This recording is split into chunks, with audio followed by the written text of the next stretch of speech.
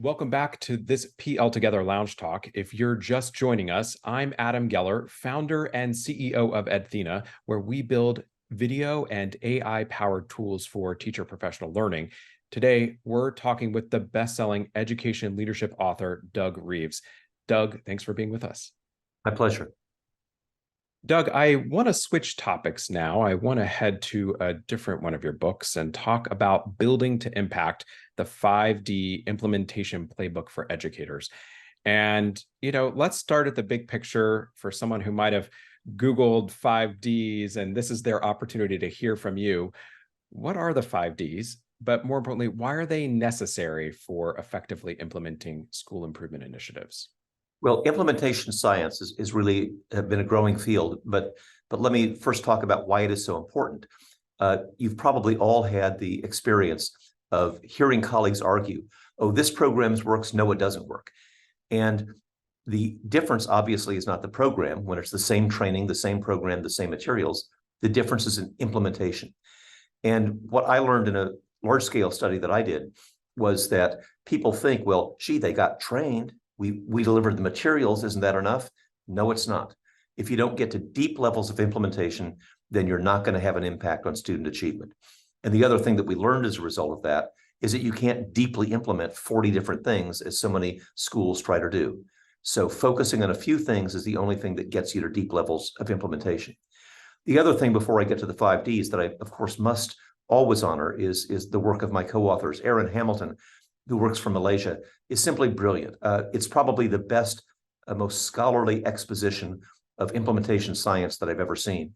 One of my favorite professors would always say she reads books backwards to see who they cited. And you will see extensive citations that Aaron did in this part of the book. John Hattie, of course, the world's leading educational researcher, was also a primary influencer of this work. So with those acknowledgments out of the way, let me just briefly describe the 5Ds. First of all, D1 is discovery. You got to understand what you're looking for.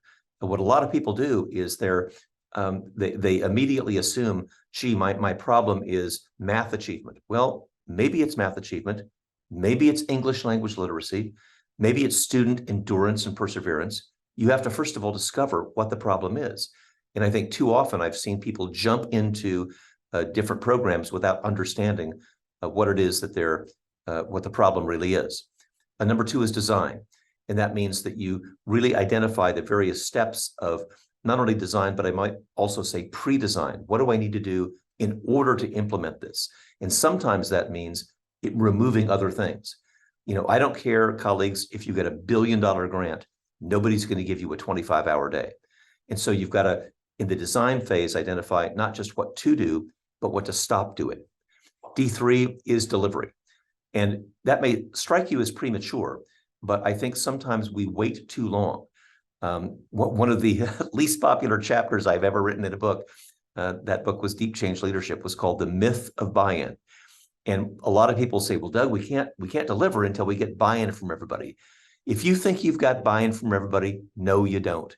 Either A, you're not asking for change, or B, all the arguments are happening out in the parking lot. So you deliver even before there's buy-in. And you talk to your staff with respect, saying, I know some of you don't buy into this.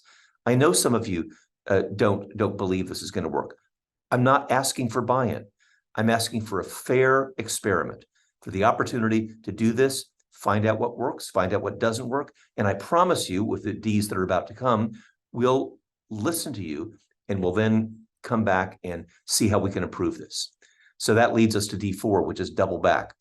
I think that's the missing element in implementation in so many educational programs. We think, well, once we've implemented it, when we follow the script, to use the current parlance, hey, we did it with fidelity, then the rest is history. No, it isn't. There's always problems. There's always environmental conditions. There's always political issues. So we double back and ask ourselves what worked and what didn't. Let me offer very practically the single best idea that I have seen in how we can evaluate what's working and what isn't. I colloquially call it the science fair for grown-ups. And it looks like a kid's science fair with 3 panels. What was my challenge? 3rd grade reading, 9th grade math, parent engagement, student discipline. You decide. What was my challenge? 2nd panel. What was my practice? What exactly did I do? For example, I just saw one yesterday that my practice was, I moved my student practice in ninth grade math from homework to practice in class. They were out of their chairs. They were doing problems all over the wall. They got immediate feedback. What were my results? An 82% failure rate. Now, I've seen that at every level, elementary, middle, and high school. Challenge, practice, result. And that way, if you make some mistakes, you double back and you figure out, how can I improve what I did? You don't just assume that all the promises made in stage one were correct. And then D5, double up. You start with pilot programs and then you go system-wide. And I will just tell you, I think people who are researchers like me need to be appropriately modest here. The way you get to doubling up is not, they said, oh my goodness, I read a book from Doug Reeves, isn't that great? They'll never do that. They'll say, when we doubled back, we saw the teacher down the hall in room 113 that was really effective. I know it works with our culture. I know it works with our agenda, with our budget, with our union bargaining agreement. Now we can make it system-wide. So the way you double up is not with the inspirational speaker or the great book. You double up by having local evidence of impact. That's how that works.